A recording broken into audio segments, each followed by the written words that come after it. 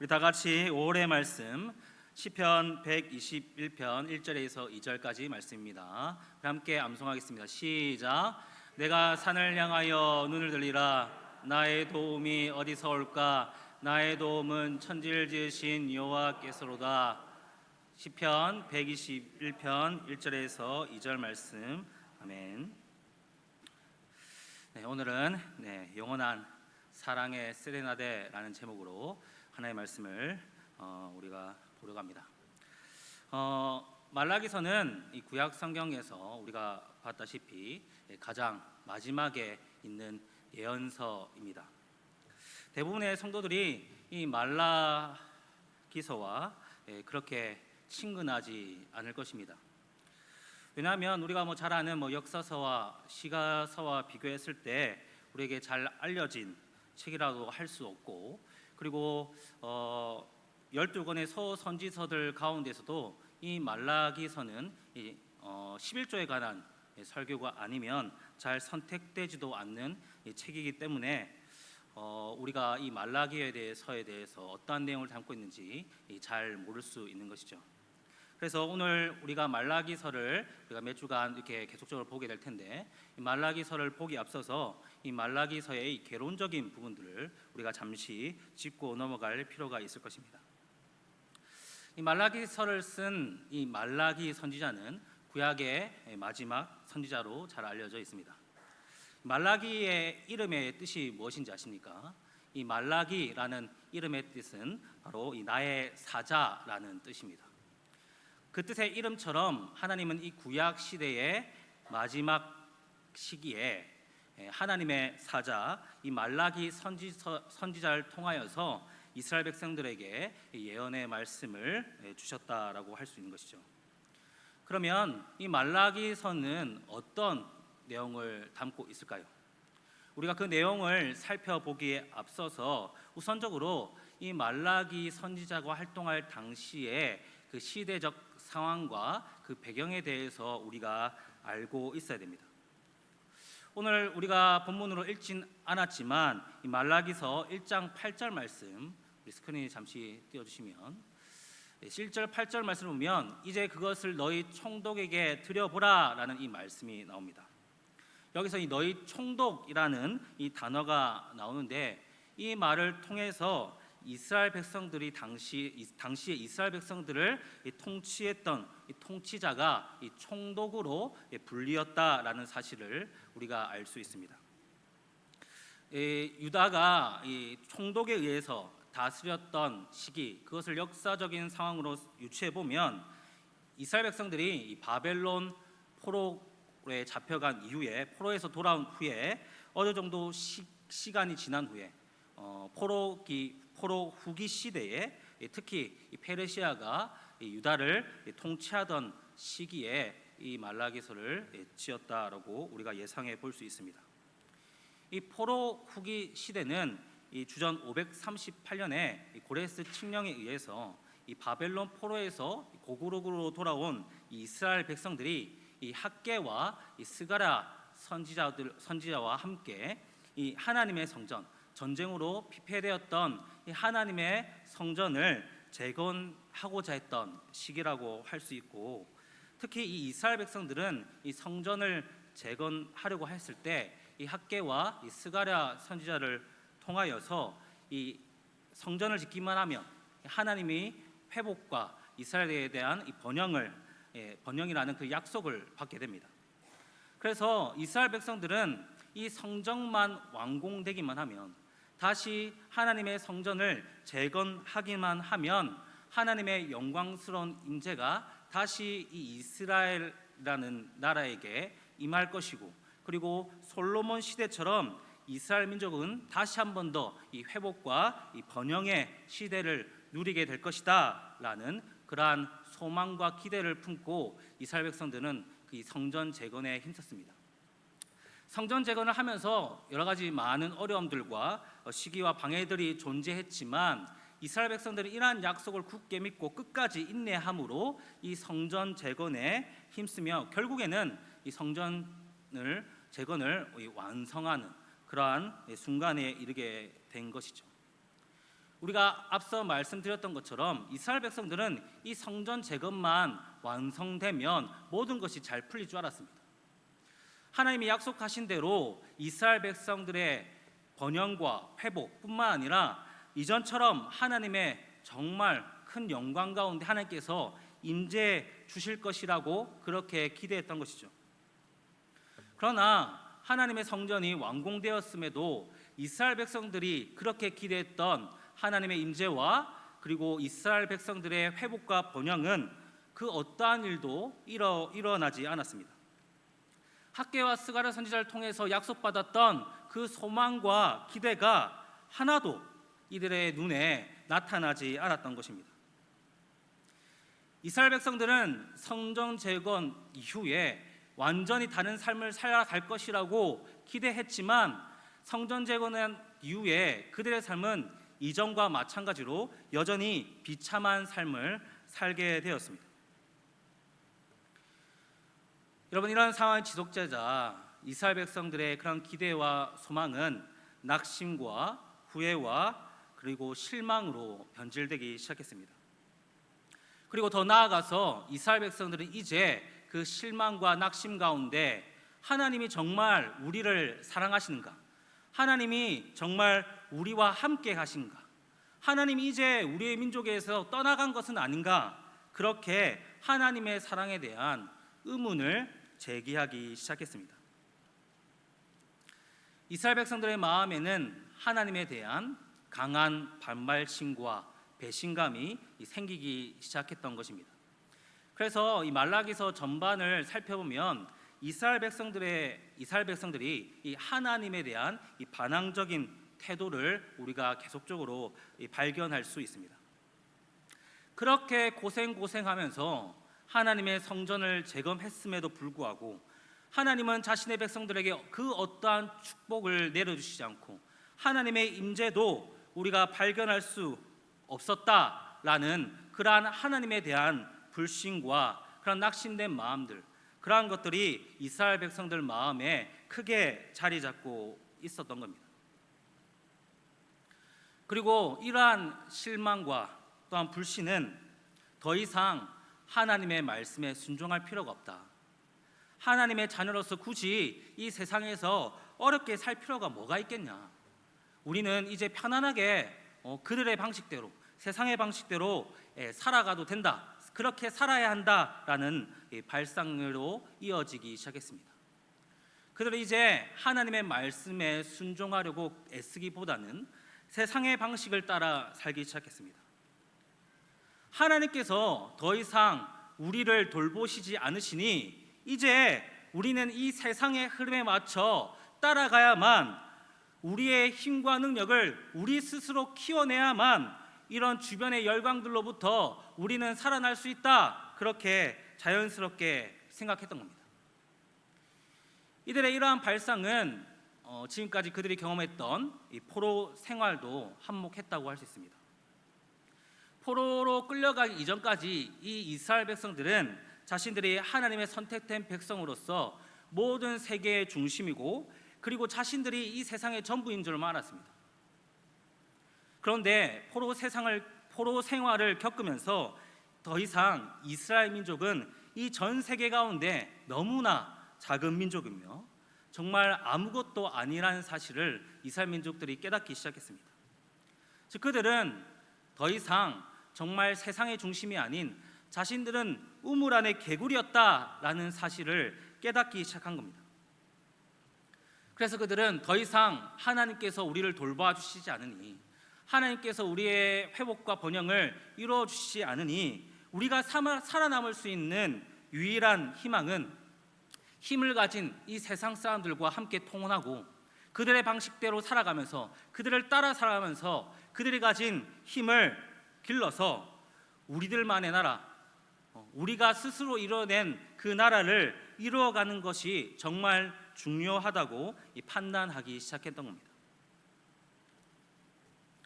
여러분, 이 말라기서를 지을 당시의 시대적 상황을 들으시면서 어떠한 생각을 하셨습니까? 이 말라기 시대의 상황과 지금 현재 우리의 시대의 상황이 너무나 비슷하게 닮아 있다라고 그렇게 생각하지는 않으셨습니까?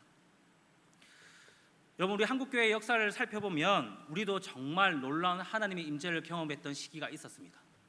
대표적으로 1907년도에 일어난 평양 대부흥운동을 생각하기만 해도 우리는 엄청난 영적 각성과 함께 부흥을 경험했습니다. 그런데 그때 당시와 지금의 현재의 한국 상황을 비교해 본다면 우리는 너무나 다른 영적 빈곤 상태에 우리는 살아가고 있습니다.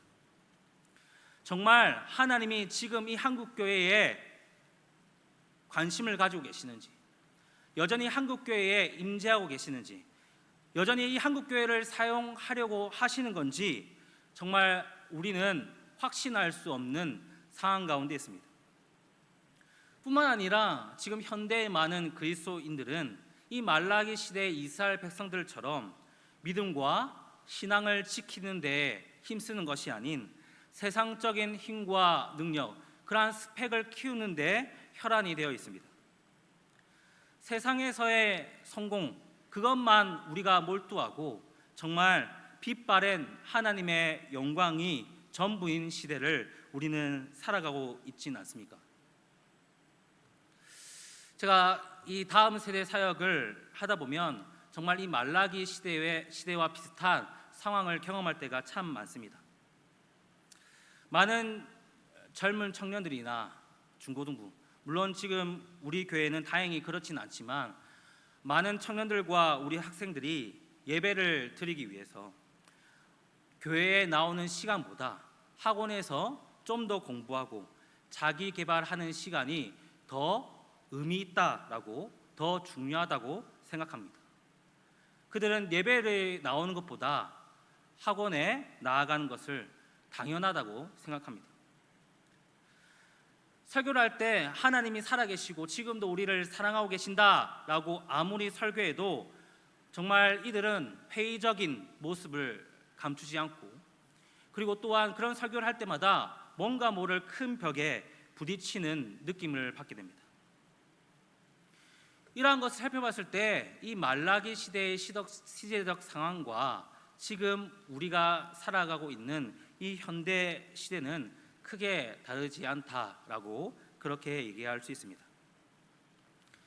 여러분, 우리가 지금까지 살펴본 것을 정리해 보면 이 말라기서는 이처럼 성전 재건 이후에도 그들이 기대했던 하나님의 약속, 회복과 번영, 하나님의 임재에 대한 그러한 축복이 그 어디에서도 찾아볼 수 없었던 그 상황 가운데 큰 낙심과 실망, 영적 빈곤 상태에 빠져 있었고, 자신들이 지금까지 우물한 개구리로 살아왔구나라는 이 자신의 어리석음에 대한 환멸감을 느끼면서 이들은 이제 하나님의 말씀에 순종하고 그 신앙을 지키기보다는 세상의 방식대로 세상의 힘과 능력을 쫓아 자신들만의 나라를 세워가는 데 몰두하기 시작했다는 겁니다. 그런데 이때에 이러한 순간에 하나님이 드디어 이 긴 침묵을 깨뜨리시고 이 말라기 선지자를 통하여서 자신의 뜻을 밝히고 계십니다. 여러분, 그렇다면 이 성전 재건 이후에 그렇게 긴 침묵으로 일관하시던 하나님께서 이 가장 먼저 이 말라기 선지자를 통하여서 이스라엘 백성들에게 하고자 하시는 말씀이 무엇이었겠습니까? 여러분, 2절 말씀 우리 함께 읽도록 하겠습니다. 시작.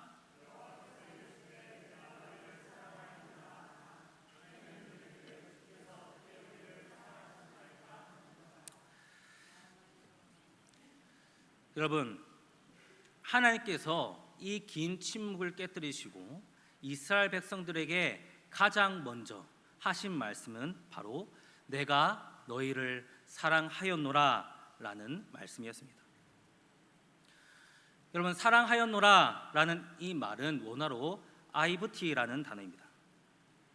이 아이브티라는 단어를 문법적으로 살펴보면 지금 현재만 사랑할 뿐만 아니라 과거, 현재, 그리고 미래에도 계속해서 하나님께서 사랑하시겠다라는 지속의 의미가 담겨져 있는 단어입니다. 앞서 우리가 살펴본 것처럼 이스라엘 백성들은 이전에는 하나님이 우리를 이 이스라엘 민족을 사랑했을지 몰라도 이제는 하나님께서는 우리를 더 이상 사랑하지 않아 라고 그렇게 이스라엘 백성들이 반응했습니다. 그런데 하나님께서 그러한 반응 가운데 있는 이스라엘 백성들에게 긴 침묵을 깨뜨리시고 제일 처음 하신 말씀이 그게 아니야. 이전에 사랑한 것처럼 지금도 나는 너희들을 사랑하고 있어. 그리고 계속해서 너희들을 사랑할 거야 라는 그러한 말씀을 전해주고 계신 겁니다. 어떻게 우리를 사랑하셨나이까? 라고 되묻는 이 이스라엘 백성들의 태도에도 하나님은 여전히 그들을 사랑하고 있다. 이전처럼 내가 너희를 사랑하고 있다 라고 그렇게 말씀하고 계신 겁니다. 여러분, 또한 이 아이브티라는 단어는 당시 이성 간의 뜨거운 사랑을 묘사했던 단어이기도 합니다. 여러분, 이제 막 이성 교제를 시작한 남녀를 한번 떠올려 보십시오. 그들의 사랑은 너무나 뜨겁기 때문에 주변의 상황이 어떻는지, 주변의 환경이 어떻는지 그것이 눈에 들어오지 않습니다. 오로지 자기 앞에 있는 그 사랑스러운 상대만 세상의 전부인 것처럼 확대되어 그렇게 우리에게 보이게 됩니다. 하나님께서 내가 너희를 사랑하였노라 라고 말씀하신 그 사랑은 바로 이런 폭발적인 사랑, 정말 그 하나뿐이 없는 사랑으로 자신의 백성들을 사랑하신다라는 말씀입니다.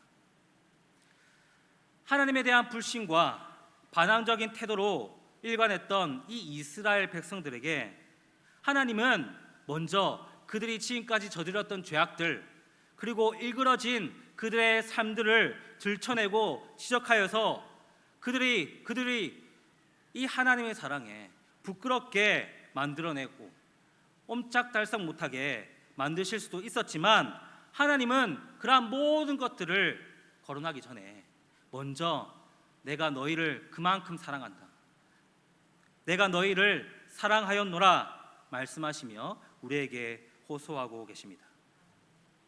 우리가 이것을 기억한다면 이 하나님의 사랑이 얼마나 위대한 사랑인지, 얼마나 큰 사랑인지 우리가 새삼 느낄 수 있는 부분이며, 우리가 너무나 감동적인 그 하나님의 선언이라고 할 수 있습니다. 우리는 지금도 여전히 이러한 사랑으로 우리에게 다가오시는 그 하나님의 사랑의 속삭임, 그 하나님의 사랑의 세레나데를 우리가 들을 수 있어야 합니다. 덧붙여 우리가 현재 받고 누리고 있는 이 사랑은, 이 하나님의 사랑은 정말 특별한 사랑이라고 할 수 있습니다. 여러분, 우리가 앞서 살펴본 2절 하반절부터 이 4절까지 말씀을 보시면 두 가지 예시를 들어서 하나님의 사랑이 얼마나 특별한 것인지를 우리에게 알려주고 있습니다. 먼저 2절과 3절 말씀을 보면 하나님은 내가 에서를 미워하였으며 야곱을 사랑하였다라고 말씀하고 있습니다. 또한 4절에서는 바벨론에 의해 멸망당한 에돔은 영원한 하나님의 진노하심을 받게 되어 멸망하였지만, 똑같이 이 바벨론에 의해 멸망당한 유다 백성들은 하나님께서 회복시켰다라는 사실을 증거하고 있습니다. 우리는 이 말씀을 통해서 하나님의 사랑이 모든 사람에게 동일하지 않다는 것, 그리고 어떻게 보면 하나님의 사랑은 선택적이고 차별적인 사랑이라는 사실을 우리가 알 수 있습니다. 하지만 이러한 차별적인 사랑은 특별히 야곱이 잘했거나 사랑스럽거나 특별히 유다가 특별하게 하나님께 잘했기 때문에 이러한 차별적인 사랑, 이러한 사랑을 누렸던 것이 결코 아닙니다. 우리는 이 야곱과 이 이스라엘 민족, 이 유다 민족이 하나님 민족에게 하나님의 사랑이 집중된 만큼 그러한 큰 차이를 발견할 수 없고, 유다 백성들이 바벨론에게 멸망당할 당시를 살펴봐도 이 에돔처럼 이스라엘 백성들은 이 죄악에 빠져 있었고 공의와 정의가 제대로 시행되지 않는 그런 상태였습니다. 그러나 하나님은 에서보다 야곱을, 그리고 에돔보다 유다를 선택하셔서 그들에게 특별한 사랑을 보여주셨습니다. 2절부터 4절까지 야곱과 유다에게 보여주신 이 특별한 사랑은 그 어떠한 자격과 조건에 따라 하나님께서 자신의 백성을 사랑하셨다가 아니라 하나님의 선택하신 백성에게 무조건적으로 부어주시는 하나님의 사랑, 그 무조건적인 하나님의 사랑을 가장 잘 표현하고 있는 본문이라고 할 수 있습니다. 여러분, 그 하나님의 무조건적인 사랑은 지금도 우리에게 여전히 동일하게 베풀어지고 있습니다. 그렇다면 여러분, 우리는 이러한 하나님의 무조건적인 사랑을 받는 사람들로서 하나님의 사랑에 감사하고 감격하고 있습니까? 안타깝게도 이 시대의 많은 성도들은 이스라엘 백성들이 보였던 것처럼 하나님의 사랑에 대해서 불신하고 하나님이 어떻게 우리를 사랑하셨나이까? 라고 반문하며 하나님의 사랑에 대해서 무기건조하게 받아들이거나 냉소적으로 받아들이는 경향을 보게 됩니다. 하나님의 그 무조건적이고 특별한 사랑을 받았음에도 불구하고 왜 우리는 이 모양 이 꼴이냐고, 특별한 사랑을 받았으면 세상 사람들보다 우리는 특별하게 살아가야 되는 것은 아니냐고 그렇게 반응하는 것은 아닌지 모르겠습니다. 그러나 여러분, 우리는 지금 이 순간에도 그 하나님의 사랑으로 말미암아 정말 특별한 인생을 살아가고 있음을 기억하시기 바랍니다. 여러분, 당장 그것을 모르겠다면 지금까지 우리의 삶을 되돌아봄으로써 우리가 어떠한 하나님의 사랑을 누렸는지 한번 되짚어 보시기 바랍니다. 매일 쓰러지고 넘어지고 깨어지고 부서졌던, 그렇게 죄 가운데 거였던, 그렇게 죽을 수밖에 없었던 우리들을 지금도 여전히 포기하지 않으시고 그 놀라운 사랑으로 감싸 안으시는, 우리를 가장 선한 길로 인도하시는 그 하나님의 사랑을 우리는 발견해야 하는 겁니다. 사랑하는 성도님 여러분, 우리를 향한 하나님의 그 사랑의 세레나데를 잘 들어보시기 바랍니다. 그 누구도 알아보지 않았던 우리를 알아봐 주시고 자신의 백성으로 삼아 주시고 자신의 생명을 다하기까지 우리를 구원하시기 위한 그 놀라운 사랑을 보여주신 그 무한한 사랑, 그 무조건적인 사랑을 우리가 한번 누려야 하지 않겠습니까?